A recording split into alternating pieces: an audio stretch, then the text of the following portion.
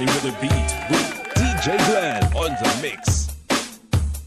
Marcos Bangag, Marcos Bangag, Marcos Bangag, Marcos Bangag, Marcos Bangag, Marcos Bangag, Marcos Bangag,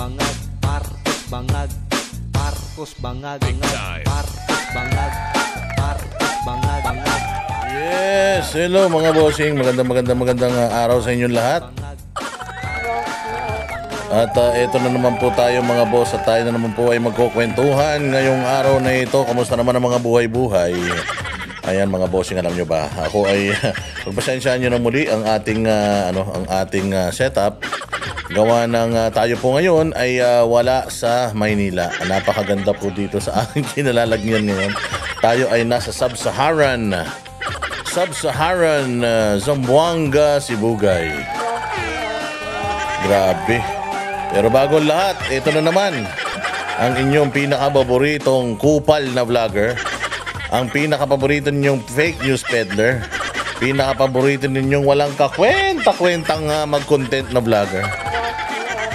Walang basihan, walang research, puros kabulastugan, walang katuturan ng mga pinagsasasabi.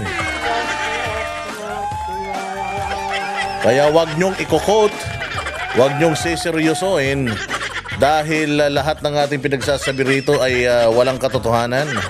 Puros kabulastugan lamang for entertainment purposes. Pero doon sa mga may hilig, sa mga walang kwentang balita, walang kwentang diskusyonan, ayan, mag-subscribe, like, and share po kayo dito sa ating channel. Maraming salamat sa lahat ng mga nagla-like, nag-share at nag-subscribe dito sa ating channel. Rest assured na hindi po kayo mabuburyong dito.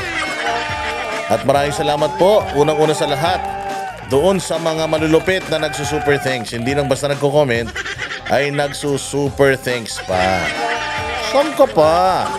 Yan ang mga badateros. Ayan, binabati ko lahat ng mga badateros worldwide. Mabuhay kayo.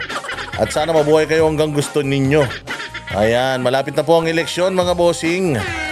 Another day, another uratan session with yours truly, Boss Dada TV. Pasakitin na naman natin ang mga ulo ng lahat ng mga bangag, ng mga adik, ng mga pusher, ng mga mahilig sa suyop, lahat ng mga sumisinghot ng mga pinagbabawal na utot, lahat ng mga sumisinghot ng lahat ng mga pinagbabawal na hangin. Sana huling suyop nyo na yan, mamatay na kayo ngayon din. At para ito sa lahat ng mga kawatan, magnanakaw, mandarambong, sinungaling, mambubudol, lahat ng mga mang-uumit, mandurukot, lahat ng mga switik, putok sa buho, mga walang kwentang tao, mga sindikato, mangkukulam, mga aswang sa lipunan, mga demonyo, Santanas, Judas, Barbas, Hestas, para sa inyo po ito. Mga punyeta kayo, hindi pa kayo mga matay, mga hayop. Oo, tayo po ngayon ay nandito sa Sub-Saharan Sibugay, Zamboanga, Sibugay, dahil sasama po tayo sa press con ng mga kandidato ng PDP dito sa Zamboanga, Sibugay, sa Ipil. Napakaganda dito mga boss. Kaya lang, mula airport, aabutin ka ng at least mga ilang oras. 3 oras mahigit. Grabe, ang layo, pero maganda kalsada. Maganda ang mga view, ang mga sights. Napakabilis ng aming driver, parang si Michael Schumacher, mga bossing. Ayan, so nandito nga tayo ngayon para samahan ang dating mayor na si Mayor Jar Jar Acosta, na tumatakbo ngayong congressman dito sa 1st District ng Ipil, Zamboanga, Sibugay.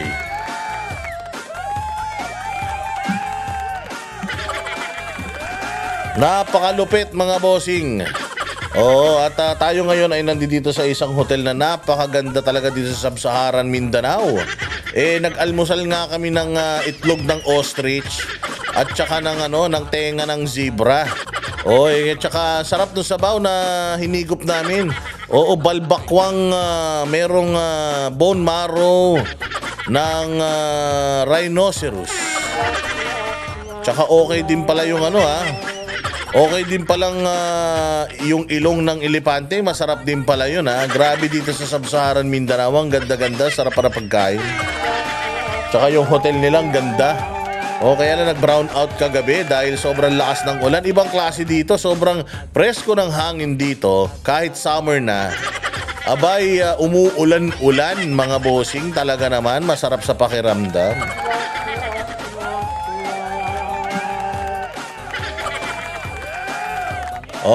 Yan nga. At tayo nga ngayon ay mangangampanya. Kasama natin dito ngayon si Attorney Jimmy Bondoc, si Marcoleta, at tayo ang kakatawan kay Pastor Apollo Quiboloy.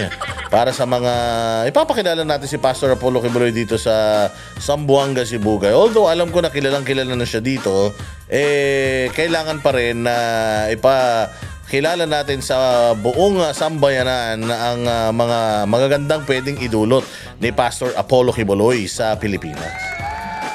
Baka nakakalimutan nyo para lang matandaan ninyo. At kapag meron po nagtanong sa inyo mga bossing, meron mga nagtanong sa inyo, bakit ko iboboto si Pastor Apollo Quiboloy? Bakit ko ba iboboto yan? Ganito yan, ganyan yan. At least, alam ninyo kung paano ninyo ikakampanya si Pastor Apollo Quiboloy. Number 53 sa balota. Again, uulit-ulitin natin. Kailangan nating ulit-ulitin, baka makalimutan nyo Kasi baka sabihin nyo, sure win na tayo. Although, lahat ng mga Pilipino gigil na sa mga adik ng mga buwaka ng inong mga hinayupak na mga taga-administrasyon. Syempre kailangan pa rin natin ipagpatuloy yung pagpapakilala natin kay Pastor Apollo Quiboloy. Saan ba nagsimula si Pastor Apollo Quiboloy? Bago siya pumasok mga bossing bilang isang magaling na evangelista o evangelist or tagapagpakalat ng salita ng Panginoon, ay si Pastor Apollo Quiboloy po ay anak ng nanay niya. Hindi, siya po ay pangsyam sa siyam na magkakapatid, meaning siya po ay bunso sa siyam na magkakapatid. Diyos ko po. Alam niyo naman nung panahon, wala pang internet. Wala pang nung panahon, wala pang mga kung ano-anong games, video games. Wala pang cable, wala pa nung MTV, wala pa nung internet, wala pa nung Wi-Fi or MP3, wala pa. As in, ang libangan ng mga tao nung araw na yun ay magpainit ng ulam sa hagdanan. Alam niyo na ba yung kwentong hagdan? Nakwento ko na yan nung ako'y nagla-live stream pa. Pero kwentong hagdanan po yan. Kaya ang dami-dami ng mga anak ng mga tao nun kahit ang hirap-hirap ng buhay. Sobrang hirap ng buhay mula Pampanga, dinala siya dyan sa may paanan ng bundok. Hindi pala. Mula Pampanga, yung kanyang 8 kapatid, kasama ng kanilang mga magulang, lumipat po sila dyan sa may Tamayong sa Davao. Diyos ko po, alam niyo po ba kung saan yung Tamayong na yan? Sa paanan po yan ng bundok, foothills po yan ng Mount Apo. Diyos ko po. Noong panahon, napakasukal dyan. At saka talagang napakahirap ng buhay dyan. Mahirap na nga ang buhay sa Maynila. Pantaki mo taga Pampanga sila, lumipat pa sila doon. Grabe ang hirap ng buhay nila noon. So diyan na siya pinanganak sa foothills of Mount Apo. Kaya nga siya pinangalanan na Apollo. Kasi nga diyan siya pinanganak sa paanan ng Apo. Kaya Apollo Quiboloy. Oo, tapos siya ay biktima ng kahirapan mga bossing. At noong siya'y bata pa, talagang pinangarap niya na ang makaahon sa hirap at makatulong sa sambayan ng Pilipino, lalong-lalo sa mga mahal niya sa buhay. Ayaw daw niyang maranasan ng mga mahal niya sa buhay yung naranasan niyang kahirapan. Kaya nung siya'y nagtayo na ng kanyang simbahan, simula po sa 15 miyembro. 15 miyembro sa sobrang galing niya bilang isang leader, merong political will at paternal instinct mga bossing, at pagmamahal sa kanyang adhikain at bukasya sa kanyang mga pangarap, pangako sa kanyang mga miyembro. Ngayon po ay more than 7 million na po sila sa buong mundo. Imagine, from 15 7 million in less than 40 years. Yes! 39 years, magpo 40 years pa lang po sila ngayong taon na ito. Oh, mga bossing, pero nakuha na po nila ang sandamakmak na mga bagay na hindi kayang makuha ng isang normal na nilalang. Kaya nga ako naniniwala na merong divine intervention at may milagrong hatid ang lahat ng mga nakuha ni Pastor Apollo Quiboloy sa kanyang 40 taon ng Kingdom of Jesus Christ. Sa kabila ng hamon ng walang kaperahan, walang makain, nung panahon ng 15 sila, wala sila makain. Isang beses ang araw lang daw sila kakain. Ano, may naikwento pa nga sa akin na nung medyo marami-rami na sila, pipila na daw sila sa pagkain, mga bossing.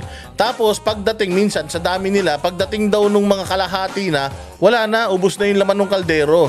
So yung kalahati na hindi nakakain, yari. Bukas na o baka sa susunod na araw nakakain ulit. Ganun sila kahirap. Pero alam mo, walang umalis sa kanila. Lahat sa kanila ay nagtiis, lahat ay naniwala sa mga pangako ni Pastor Apollo Quiboloy na aayusin niya ang kanyang kongregasyon. Balang araw, iikot tayo sa buong mundo, magkakaroon tayo ng sariling eroplano, mabilis ang ating paggalago ng ating mga gawain, hindi lang dito sa Pilipinas, hanggang sa ibang bansa. Minsan nga daw napapaisip sila. Gutom to. Baka mamaya may topak na to. Ang daming mga iniisip. Paanong kakain tayo sa Hong Kong, almusal sa Hong Kong, tanghalian sa Singapore. Tapos ganun daw ang gagawin nila. So paano mangyayari yun? Wala nga tayo makain ngayon, wala nga tayong pamasahe. Pero alam mo, sa paniniwala ni Pastor at talagang sa kanyang political will at sa talagang kasipagan at magaling na leader, alam nyo ba ngayon na isa po sila sa fastest growing religious denomination or organization in the US. Kaya nga sila tinrabaho ng US dahil sobrang bilis nila. Ang dami na nila at ang galing na ng kanilang mga simbahan doon. So hindi pa politiko si Pangulong si Pastor Apollo Quiboloy. Marami na siya nagawa sa bayang Pilipinas at marami na siya nagawa sa sarili niya at sa kanyang bansang kaharian. Tawag po nila sa Kingdom of Jesus Christ. Dahil ito nga isang kingdom, ito po ay isang bansa sa loob ng isa pang bansa. So sa Pilipinas may isa pang bansa sa loob niyan. Ano yan? Ang Kingdom of Jesus Christ. Ang tawag nila dyan, bansang kaharian. At dyan po sa Kingdom of Jesus Christ, Diyos ko po, hindi po sila naghihirap dyan as in lisiksik, liglig, umaapaw ang kanilang biyaya mula sa Panginoon dahil sa galing ng kanilang pinuno na si Pastor Apollo Quiboloy. Alam nyo ba, nasa loob lamang ng less than 40 years, sa loob lamang ng 39 years, si Pastor Apollo Quiboloy at ang kanyang Kingdom of Jesus Christ ay meron na pong Jose Maria College. Alam nyo ba yung Jose Maria College? Yan po eskwelahan. Meron pong med school dyan, meron pong law school, may criminology, lahat po ng mga major courses. Meron na po dyan sa university na yan. At 70% ng mga estudyante dyan ay scholar at hindi po importante kung anong relihiyon mo, anong simbahan mo, basta matalino ka, scholar ka. Ganyan kalupit. Scholar. Aside from that, mula sa preschool hanggang kolehiyo, may eskwelahan si Pastor Apollo Quiboloy. Ano pa? Meron po siyang Children's Joy Foundation, mga bossing. Children's Joy Foundation ang nagpakain at nagpaaral sa milyong-milyong mga kabataan. Worldwide. Buong mundo yan. Hindi lang tayo tumutulong sa Pilipinas sa mga kabataan, pati sa ibang bansa, Amerika. Akala nyo walang naghihirap sa Amerika? Marami naghihirap doon. Tumutulong siya, papakain siya ng mga bata sa Amerika, nagpapaaral sa Amerika, sa Africa, sa iba't ibang mga bansa, sa Thailand. Dami niyang mga estudyante roon. Ano pa? Meron po siyang Glory Mountain. Alam niyo ba yung Glory Mountain? Diyos ko po. Yan yung paanan ng bundok ng Mount Apo na hindi na nabubuhay yung mga halaman dahil sobrang acidic ng lupa dyan, dahil nga dyan ang sagingan nun, yung fertilizer, wala na nabubuhay na halaman dyan. Pero tingnan mo ngayon ang Glory Mountain, grabe, nag-iisa yan sa buong Pilipinas, ang Glory Mountain. At yan po ay masasabi natin man-made kasi sila pong mga miyembro ng KOJC kasama si Pastor Apollo Quiboloy, sila lang po ang nagtanim sa mga kinakalbo na or kalbo na lupain na yan dyan sa Tamayong. Sa Glory Mountain, meron po silang Prayer Mountain na napakaganda. Nakikita nyo naman po siguro. Finiture na yan ni Jessica Soho, ni Chris Aquino at nung sino-sino pa. Sa sobrang inggit nila, ayun, ngayon, malapit na silang mamatay sa inggit. Oh, aside from yung Prayer Mountain, meron pa silang Kingdom of Jesus Christ Central Compound diyan sa may Barangay Buhangin. Ang ganda-ganda niyan nung siege nakita nyo, di ba? At bukod diyan, meron pa silang Kingdom na may 75,000 seating capacity. 75,000 seating capacity mga bossing, pinakamalaking indoor na cathedral yan sa buong mundo. 75,000. Tsaka ang ganda. Kasi ako nakarating na ako sa Staples Center. Yung sa Staples Center, patarik, ganun, patarik. Oo, as in, pag lumuto para kang malulula, para kang malalaglag sa basketballan. Pag nandun ka sa taas, ito po, pag ganun, as in, slope po siya, slope. Ang ganda. O talaga naman, pag dyan nagpunta si Taylor Swift, baka hindi na umuwi yan. Ano pa? Meron silang SMNI, mga bossing. SMNI kung saan mo makikita, maririnig, mapapanood ang lahat ng mga balitang totoo. Walang kinikilingan, walang chap-chap, walang dagdag, walang bawas. Kung ano yung totoong balita, yun yung mababalitaan mo dyan. At yan po ang tumulong kay Pangulong Duterte para ipakalat yung kanyang mga magagandang nagawa sa bayang Pilipinas. SMNI. The truth that matters para sa Diyos at Pilipinas nating mahal. Ano pa? At napakaraming mga properties abroad, US, name it, Europe, name it, Africa, name it, Brazil, name it. Lahat talagang napakaunlad nila. Imaginein mo, galing ka sa 15 na walang makain. Hanggang ngayon, ganyan na sila. Sobrang yaman nila. Alam nyo ba, bukod sa mga ari-arian nilang material, bukod sa kanilang mga eroplano, sa kanilang mga helicopter at mga napakadaming mga assets, alam nyo ba na hindi po sila madamot. Hindi po madamot si Pastor Apollo Kibuloy. Sabi ni Pastor Apollo Kibuloy, pinagpala tayo masyado ng Panginoon. Kaya dapat i-share natin yung ating biyaya. Alam mo ginawa ni Pastor Apollo Kibuloy?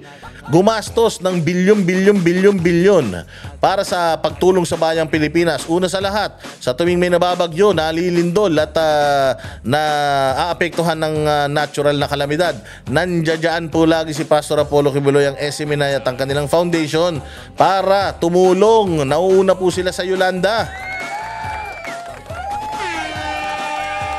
Yan po. Oo, at ano pa? Bukod sa kanilang mga humanitarian services, meron po silang mga tree planting activities. Ang mahal-mahal niyan. Simula pa noong 2015, nagtatanim na sila ng puno linggo-linggo. Nagki-clean up drive na po sila sa buong Pilipinas linggo-linggo. Simultaneous po na nagaganap yan. At marami pa pong iba. Tandaan ninyo wala pang pera ng gobyerno yan. Biskotso pa lang yan, puto pa lang yan na kanilang mga binibenta sa mga mall dyan sa Metro Manila, sa buong Pilipinas at sa buong mundo. Ano pa, may mga negosyo po ang kanilang simbahan. Napakarami pong mga negosyo, kaya self-sustainable sila. Actually, mas mayaman pa sila sa Pilipinas Kaya nga sila first world country inside a third world country. Isang mahirap na bansa, sa loob niyan merong isang mayaman na komunidad. At yung mayaman na komunidad na yan, hindi madamot. Gustong tumulong ng walang kapalit. Tumulong si Pangulong Duterte sa NTFL-CAC at saka sa gobyerno sa bisa ng partnership ng gobyerno sa laban kasama ng bayan nila Doc Lorraine at Ka Eric Celis. More than 2 billion pesos ang ginastos ng KOJC para maubos ang mga komunista, terorista at mga NPA sa Pilipinas. Mga anak ninyo nakagraduate nang hindi nare-recruit dahil sa mga programa na yan. More than 2 billion. Saan ka pa? Hindi humingi ng kahit na anong posisyon kay Pangulong Duterte. Hindi humingi ng posisyon kay Pangulong Duterte. Hindi nang hingi ng kahit na anong pabor. Alam nyo ba nung nahuli si Pastor Apollo Kibuloy dyan sa Hawaii? Presidente na si Duterte noon, pero hindi siya humingi ng tulong kay Pangulong Duterte. Kahit na si Pangulong Duterte ang target ng mga otoridad noon nung siya ay hinuli sa Hawaii. Si Pangulong Duterte ang target nila, pero dahil totoong kaibigan si Pastor Apollo Kibuloy, hindi niya pinagkanuno si Pangulong Duterte sa kamay ng mga Amerikano. Na kahit na anong offer sa kanya na traidorin niya si Pangulong Duterte, never niyang tinraidor si Pangulong Duterte.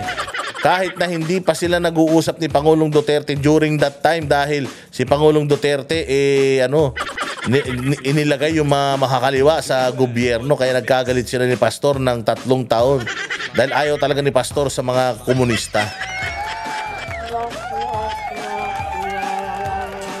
Oh, di ba? Napakaraming naitulong sa bayan, hindi pa man senador. Ordinaryong Pilipino pa lamang, isang pastor, hindi sila madamot. O ngayon, tatanungin kita, bakit hindi mo iboboto si Pastor Kibuloy? Tanga ka na lang. Inutil ka na lang. Kung hindi mo iboboto si Pastor Apollo Kibuloy, wala ka ng kwentang tao at di mo mahal ang bayan mong Pilipinas. Si Pastor Apollo Kibuloy, hindi po yan tatakbo ng gobyerno. Ayaw niyan sa politika. Ang tingin nga niyan sa politika, isang mabahong isda. Kadiri ang politika sa kanya dahil napakadumi. Pero pumapasok siya ngayon sa politika dahil nakita niya, buwisit, ubos na pera ng taong bayan, ninanakaw lang nila. Ang dami-daming pera. Pangarap ko mang pagdugtong-dugtongin yung isla ng Pilipinas gamit ang pera ng simbahan ko, hindi enough. Samantalang ang gobyerno mayroong bilyon-bilyon, trilyon-trilyon pera, kahit isang proyekto wala ngayon. Kaya sabi ni Pastor Apollo Kibuloy, total ginulo nyo din naman ako, sinama nyo ako sa politika nyo, sinama nyo ako sa pangtatrabaho nyo sa mga Duterte, di damay-damay tayo. Tara, game. Sali ako sa politika, pasok ako dyan. Guguluhin ko kayo, yung mga nakaugalian nyo dyan sa Senado na mga pawanjing-banjing. Yung mga nakaugalian nyo dyan sa Senado na panakaw-nakaw. Lahat kayo i-expose ko, kahit kakampi ko, i-expose ko kapag nagnakaw. Dahil sa KOJC at si Pastor Apollo Kibuloy ay zero corruption. Ibubuhayin po niya yung death penalty sa lahat ng mga corrupt na mga government official. Imagine ninyo. Ngayon, with all those examples that I just cited, ano ang pwede ninyong ipangtapat sa lahat ng mga resibo ni Pastor Kibuloy? Anong pwede ninyong itapat? Yung mga kandidato niyo sa alyansa ng mga magnanakaw. Anong pwede ninyong itapat sa mga ni Pastor? Si Pastor Apollo Kibuloy, hamunin mo drug test? Sabihin mo, adik si Pastor Apollo Kibuloy, magpapadrug test ka agad dyan para mapatunayan.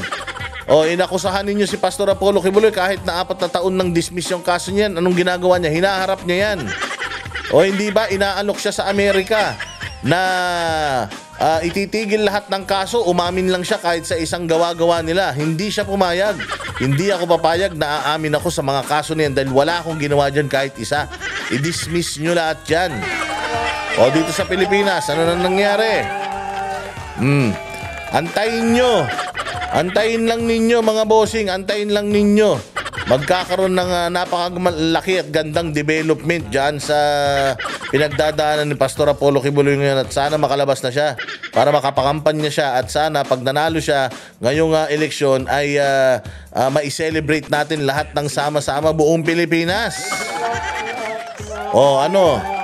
Sige, sinong ididikit mo kay Senator, future Senator Pastor Apollo Kibuloy? Wala, marami na dyan sa alyansa, ilang termino na. Wala pa sa kalingkingan ng mga nagagawa ni Pastor Apollo Kibuloy. Ay yayabang nyo puro kayo sita, puro kayo kung ano-ano pinagsasabi nyo sa simbahan niya. Sa totoo lang, mas may nakakatulong pa nga yung simbahan niya kaysa sa mga simbahan natin. Ayan Kaya po sa darating na eleksyon, iboto po ninyo ang Pastor Apollo Kibuloy number 53 sa balota. Siyempre, hindi lang si Pastor Apollo Kibuloy. Dapat lahat iboto ninyo. Lahat. Asa na ba yung PDP? Wait lang ipapakita ko yung PDP, huwag kayong magalit eto na. Eto na yung PDP. Ipapakita natin para makita nyo sino ba ang mga membro ng PDP. Eto ang mga membro ng PDP. Si Jimmy Bondoc, De La Rosa, Bongo, Hinlo, Lambino, Mata, Marcoleta, Kibuloy, Rodriguez at Salvador. Ayan lang ilista nyo na yan. Huwag nyo nang dagdagan. Baka magkamali pa kayo, 13 pa yung mailagay ninyo. Bakit natin ginagawa ito? Kailangan na natin mag-ingay. Ilang linggo na lang, 2-3 linggo na lang, eleksyon na. Gapangan na ngayon mga bossing, lababahan na ng pera, mamimili na ng boto yung mga puki ng inang mga kandidato na yan. Kaya tanggapin nyo pera, pero ito ang iboto ninyo. Tandaan nyo, pag natalo to, itong mga to, lahat ng nagmamahal kay BP Sara, lahat ng galit natin sa mga Marcos, tuloy-tuloy yan hanggang 2028 yung ginagawa nilang kabulastugan. Kaya para huminto yung ginagawa nilang kabulastugan mga bossing, iboto ninyo itong 10 na to. Pag di nyo binoto to, bahala kayo sa buhay nyo. Ako, okay na yung visa ko sa Amerika, okay yung visa ko sa Japan, meron na ako Shenzhen. Putang ina, lalayas na ako dito. Nek nyo. Ulul, ako pag lumayas ako dito, tandaan ninyo, mas lalo akong magwawala. Mas lalo akong magiging critical. Putang ina, kayo ipanalangin nyo, dito lang ako sa Pilipinas. Pag ako umalis ng Pilipinas, putang ina, araw-araw 3 times a day, bibirahin ko kayo ng bibirahin, maniwala kayo. Lahat na mga kawatan sa gobyerno, humanda kayo. Hindi ako nung nandito nga ako, hindi ako natatakot lalo na kaya kung wala na ako sa Pilipinas, hayop kayo. Di ba? Oy, nandito ng partner ko, ang poging-poging si MJ Mondi. O, so ayan ha. O, 10 lang yan, mga kandidato na yan. O, baka naman hindi nyo pa kabisaduhin yan. Araw-araw na natin pinakikita sa screen niya, mga hinayu pa kayo. Ayan, sauluhin nyo na yan. Gumawa na kayo ng listahan ha. Pagka kayo pa ba naman hindi nyo ibinoto tong mga to at magreklamo kayo, hirap na naman ang bayang Pilipinas, susunod na 3 taon, ma-impeach pa si BP Sara, bahala ka sa buhay nyo. O.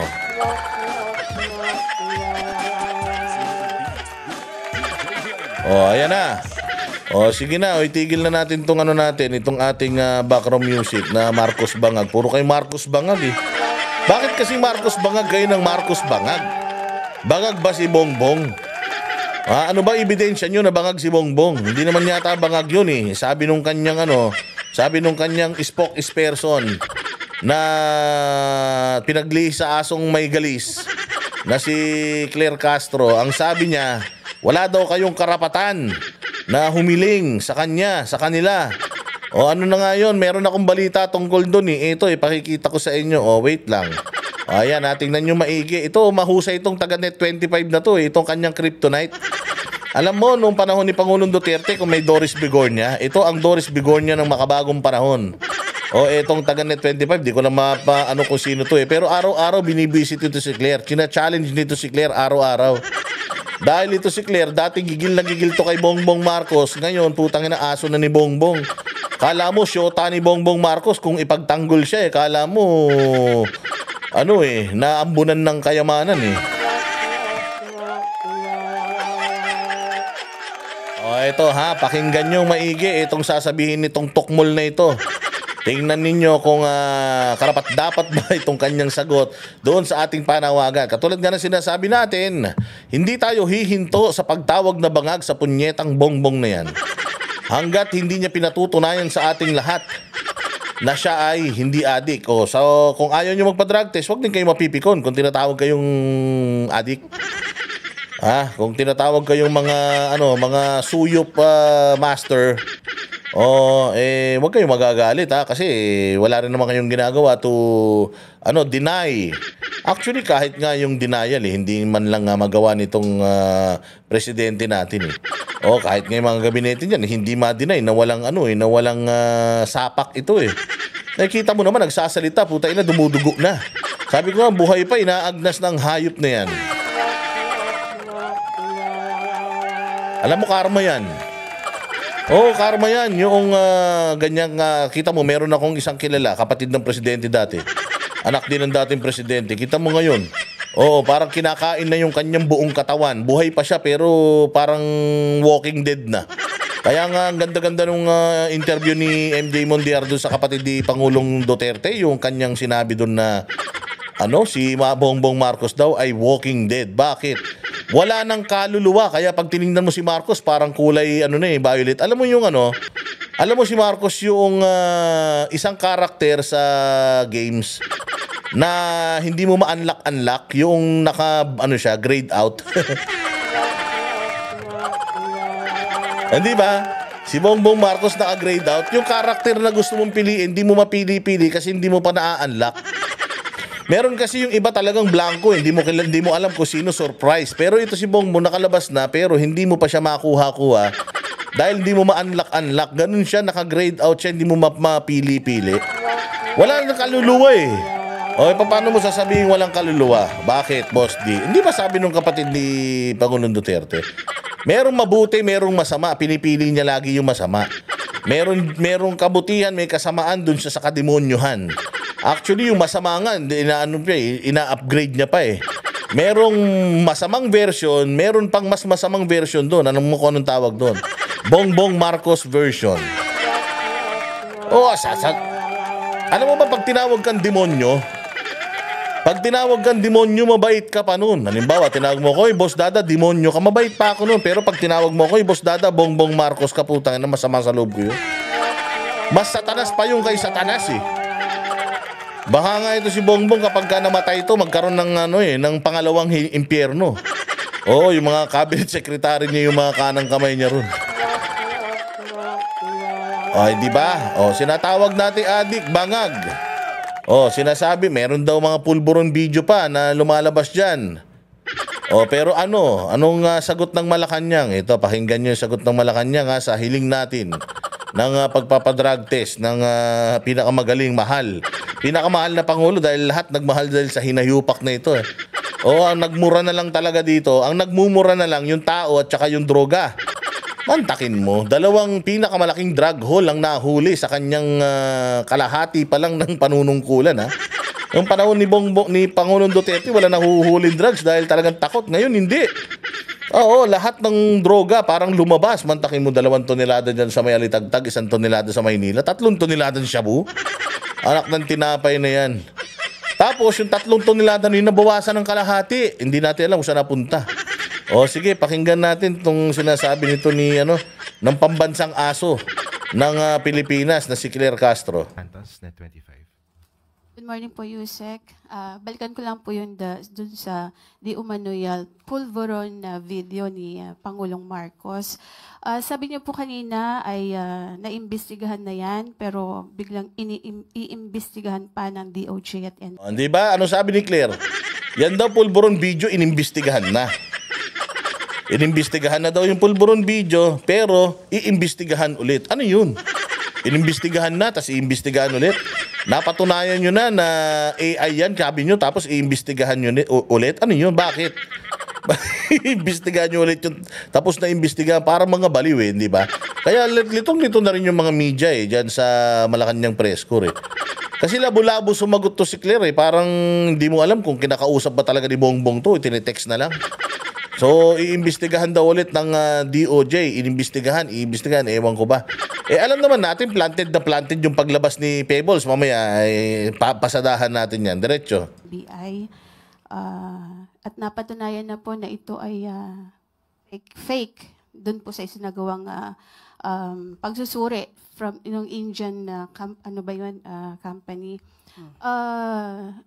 Wala po bang plano ang Malacanang, especially ang Pangulong Marcos, na magpa-hair follicle test na siyang hinihingi po para matuldukan na itong issue po ng di umano'y paggamit? Buti pa tong reporter, mas matalino pa eh. Mas matalino pa tong reporter kesa dito kay Claire Castro. Kasi nakakasawa na talaga tong issue na to na adik ang Pangulong Marcos. Imagine mo for the past 3 years. Yan lang ang binubus ka sa kanya. Kampanyahan pa lang. Ang tingin nga ni Lacson tsaka ni Pacquiao sa kanya, adik eh. Hindi ba? Kaya nga siya pinag-drug test noong Dahil noon pa, alam na, nasabog talaga to. It's a known secret sa mundo ng politika that this person, talagang, talagang lango. Ngayon, mga bossing, ang tagal na niyan na issue. Ikaw ba kapag sinabing babaero ka, anong gusto mong patunayan? Di ba? Pinatutunayan mo na hindi. Di ba? Ginagawa, pinakikita mo, isa lang talagang juwa mo. Kung ikaw naman, sinabi na mabaho bibig mo, anong ginagawa mo? Hindi ba hinihingan mo? Mabaho ba? Kakasuit-brush ko lang Di ba, alam mo yun? Pinatutunayan mo. Halimbawa, sinabi na ikaw ay wala kang kwentang asawa. Wala kang kwentang asawa. Visit ka talaga. Anong ginagawa mo? Di ba sinusuyo mo yung misis mo? Binibilang mo ng bulaklak, binibilang mo ng tsokolate, di ba? Pinatutunayan mo na hindi totoo yung sinasabi tungkol sa'yo. Pero ito, anak ng tinapay, presidente ka ng Pilipinas, sinasabi, sabog ka, tapos wala kang ginagawa, ni wala man lang denial. Hindi ba, if once and for all, miski ako, napipikon na dito kasi ako naniniwala ako si Bongbong hindi talaga adik. Hindi, anong bu? Anong bu, ha? Anong bu Sabi mo, Anong bu sinasabi mo? Hindi, naniniwala nga talaga ako na si Bongbong ay hindi adik. Kayo talaga, oh. Hindi adik yan. Kaya nga sabi ko nga, kung talagang, kung ako lang nga sabihan ako ng adik, putangin na ngayon din, magpapa-drug test ako eh. Gusto mo, isama mo pa buong angkan mo eh. Pero si Bongbong, hindi, ayaw niyang gawin. Hindi ko nga maintindihan kung bakit ayaw niyang gawin. Kung bakit hindi niya kayang magpa-drug test, eh simple lang naman eh. Saglit lang. Sabi ko, ano problema mo? Ba't ayaw mo? Wala ka bang pera? Kami nagagastos. Wala ka bang masakyan? Kami napupunta dyan. Ibi-video lang namin. Kumbaga lahat ng gusto mo susundin ng Pilipino, mapatunayan mo lang na hindi ka adik. Oh, bakit hindi mo kayang gawin? Bakit hindi mo kayang patunayan sa sambayan ng Pilipino na ikaw ay hindi nagdadrugs? Eh, sabi nga nito ni ate, why not undergo na siya ng drug test para matapos lahat ng to? O kasi minsan nahahati pa, imbis na pinoproblema natin yung kalagayan ng mga Pilipinong naghihirap, pinoproblema natin kung adik yung presidente. Eh napakasimple lang naman to prove na hindi adik ang presidente. O hindi ba, pagka sinabi ng mga tao na ang Pilipinas ay lugmok na, anong ginagawa nyo? Di ba nagpapakita kayo ng mga statistics? Statistics na mataas po ang ekonomiya natin, masigla ekonomiya. O di ba pag sinasabi na mataas ang krimen sa Pilipinas, anong ginagawa ng mga taga PNP? Di ba nagpapakita ng datos? Nagpapakita ng datos na mababa ang krimen sa Pilipinas. Hindi ba ganon? So, dinidibang mo yung mga masasamang impression sa inyo o yung masasamang mga balitang pinapakalat tungkol sa inyo by means of numbers, statistics, studies, surveys, hindi ba? O bakit ngayon tungkol dyan sa pagdodroga, wala kayong maipakita na anumang resulta that can disprove or deny na talagang bogsa yan si Repa Pitts. O, di ba? O, diretso mo ate, ang pagtatanong mo ay Claire. ng ipinagbabawal na gamot ng ating Pangulo. sino po ba ang humihingi? Lahat kami, tanga. Putang ina nito ni Ikaw, Claire Castro, putang ina may agyo ba yung utak mo? Tarantada ka, nung vlogger ka pa, hinihingi mo rin yung drug test na yun, inayupak ka. Di ba? Sinasabi mo, di ba magpa-drug test? Di ba magpa-drug test? Di ba ganun ka ng ganun nun? Tapos ngayon, putang ina, tinatanong mo na kung sino ba humihingi? Ako. O, ano papatunayan ko na adik si Bongbong? Tingnan mo ngiwi ng ngiwi, hindi ba sign ng adik yan? Kita mo, dumudugo na yung bibig. Tingnan mo, may pulbos na naiiwan dito. Araw ng kagitingan din yun. May pulbos na naiwan sa ilong. O hindi ba? Hindi pa ba yan, Hindi pa ba yan mga ebidensya? Na, na tumitira yan. Kaya nga namin gustong magpa-drug test yan para once and for all, lahat ng mga signs niya, isipin namin, mannerisms na lang yun. Yung pagngiwi-ngiwi niya, tsaka utal-utal, isipin namin mannerism yun. Kasi kung mag-aaral ka, Claire, alam mo yan, demonyon to. Alam mo yan, pag nag-aaral ka kung ano ang side effect ng nagda-drugs. Putang ina, titigan mo si Bongbong, lahat nasa kanya. Tapos ngayon maghahanap ka pa na magdidimanda. O sige, antayin mo ha. Total, nangihingi ka ng ebidensya. Ano nakaraan, nangihingi ka kay Magalong na ebidensya. Ngayon naman, nangihingi ka rin ng ebidensya na nagtsasyabu yan.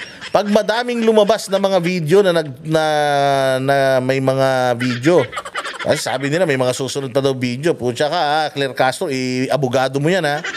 Huwag mong iiwanan yan si Bongbong hanggang sa kaduluduluan ha. Marami po sa ating mga kababayan ang sa social media na nagre-react dito po sa ipinapalabas na video na ito. Actually, parang na-die down na po ito before dahil nga sasabi nga na Malacanang it's a fake. Pero biglang nabuhay after po nung ginagawang investigasyon mismo ng Kongreso, ng Kamara. Kaya po muling lumabas itong video na ito. And sabi nga po nung vlogger na si Miss Pebbles Cunanan, ay si Attorney Harry Roque, yung mastermind nitong video. Katulad nun, ang sinasite ni ate, si Pebbles, sinabi, mastermind si Harry Roque. Anong ebidensya niya na mastermind si Harry Roque? Di ba wala din naman? Ang meron lang siya, yung kwento niya, tsaka yung picture nila. Oh, so picture nila, tsaka kwento niya, anong ebidensya na ba yun? Oh, hindi ba? Pero, sige, tanggapin natin. Si Harry Roque talaga yung Oh, it's up to Harry Roque to deny. I-deny ni Harry Roque kung hindi siya o siya.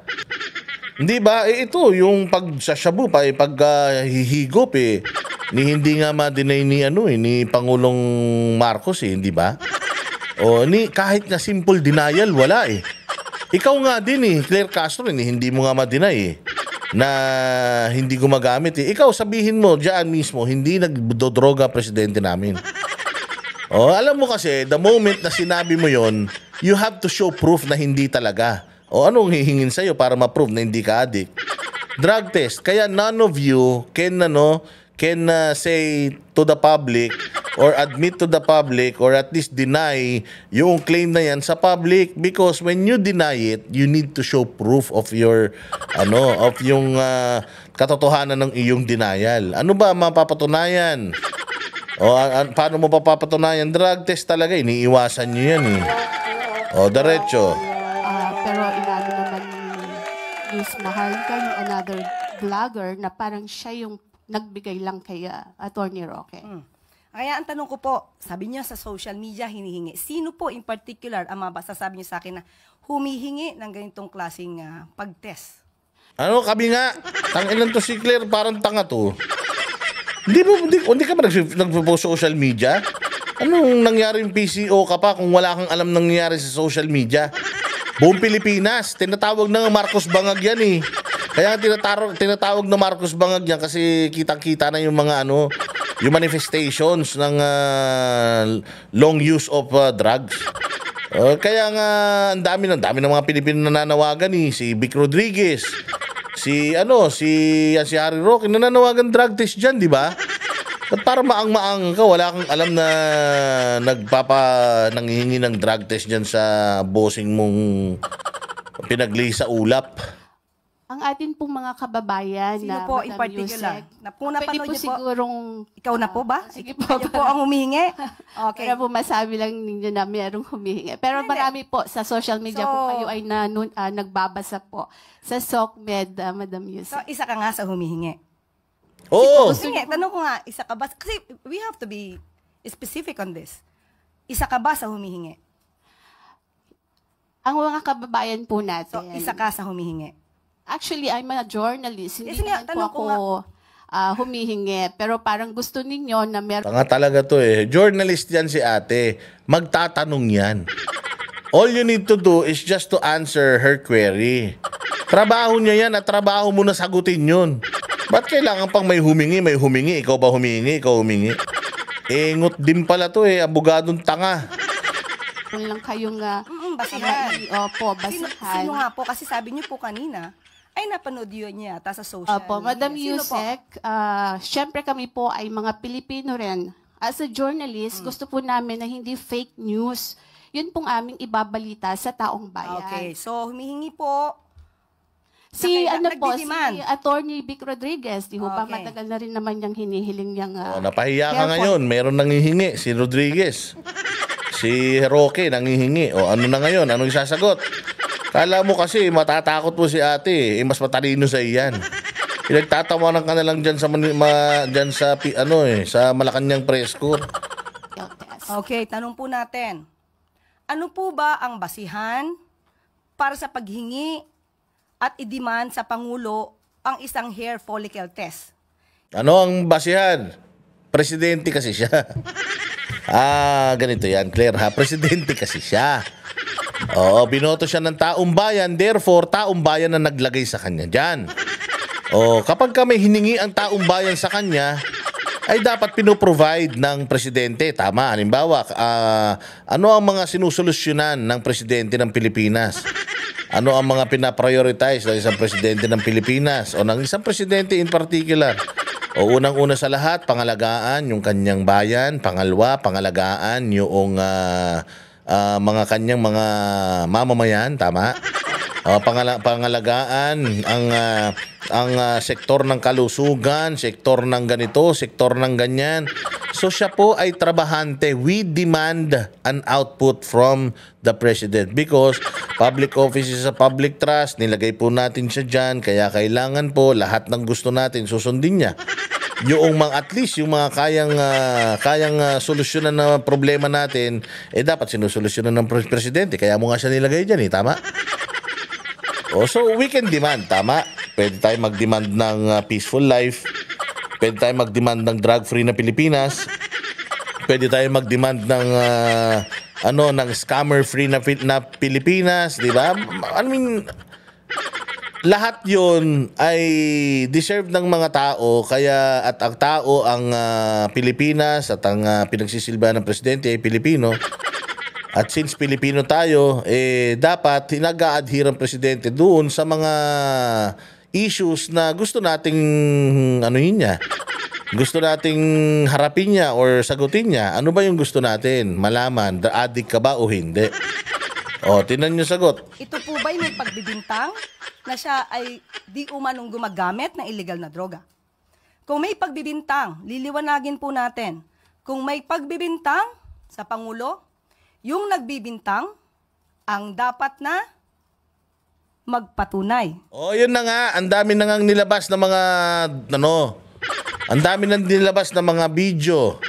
O, ang dami nang nilabas na mga conversation. O, hindi ba? Ang dami nang nilabas na mga kung ano-ano. O, anong ginagawa ni Bongbong? Dinidinay ba ni Bongbong yung mga yon o hindi? Di ba wala siyang dininay kahit isa? Tinanong siya, sir, adik ka daw? I will not dignify it. Di ba? It's a simple yes or no question. Sir, adik ka ba? No. Tapos. O, pero bakit? Kasi yung sinasabi mo, Claire, yung sinasabi mo na nagdidemanda yun.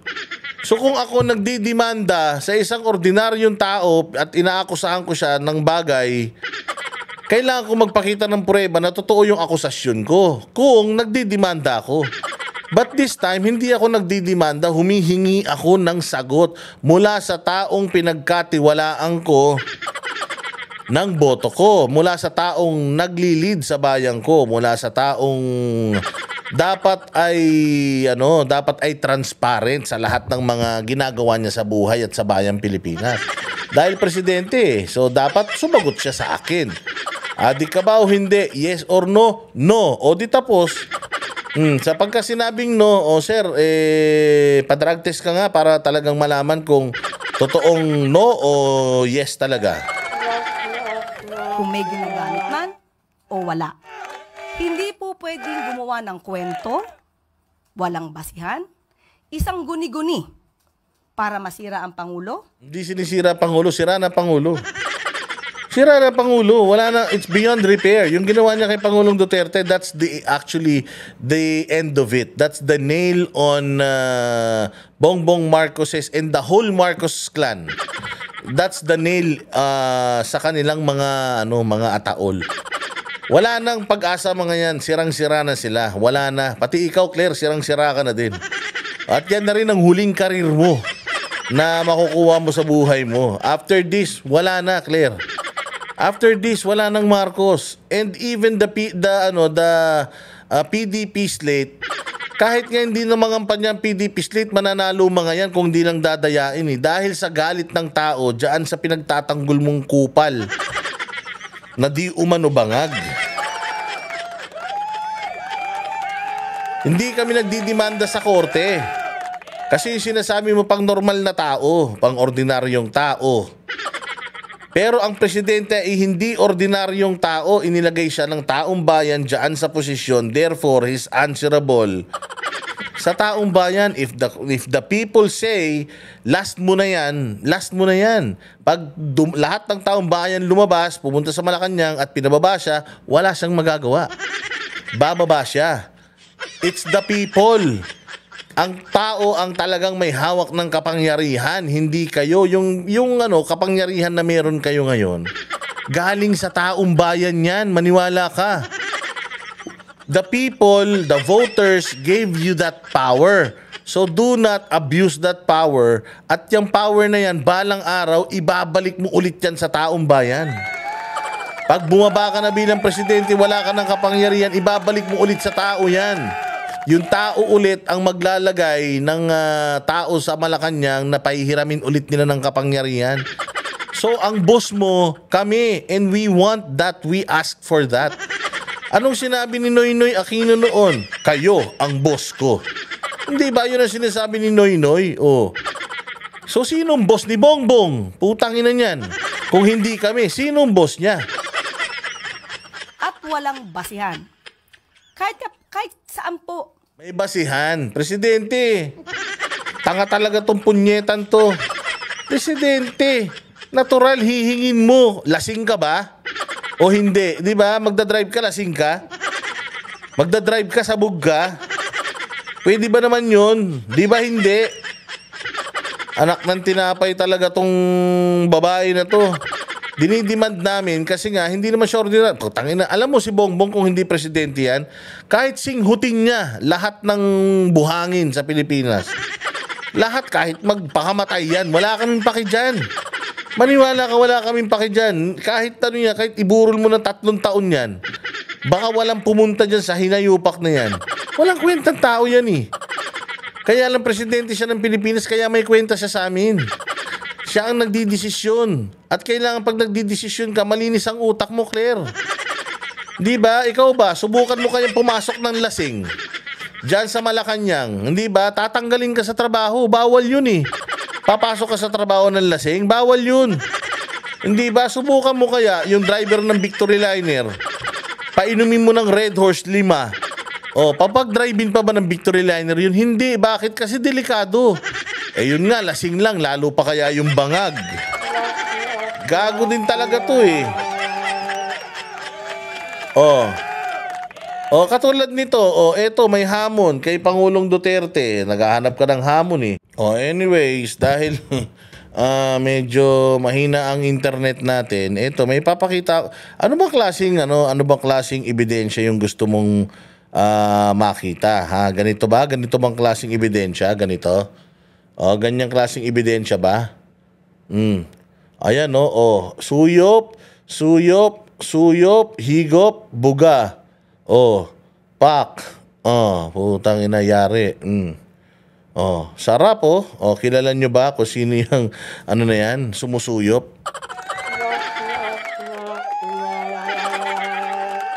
Ganun ba? Ganun ba yung gusto nyo? Ganun ba yung gusto nyo yung video makita, klase? Yung sumusuyop tapos bumubuga? Yan po ang yan po ang whistleblower nila. Akala ko pag nagwi-whistleblower ka, ang hinihipan mo silbato. Akala ko silbato yung hinihipan mo. Yung whistleblower nila iba yung hinihipan eh. Umuusok.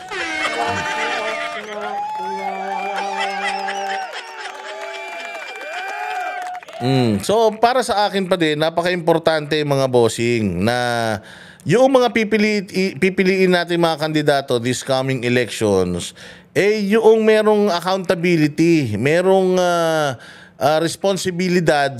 responsible na politiko na kayang sumagot sa lahat ng panawagan ng mga Pilipino. Paano iboboto mo?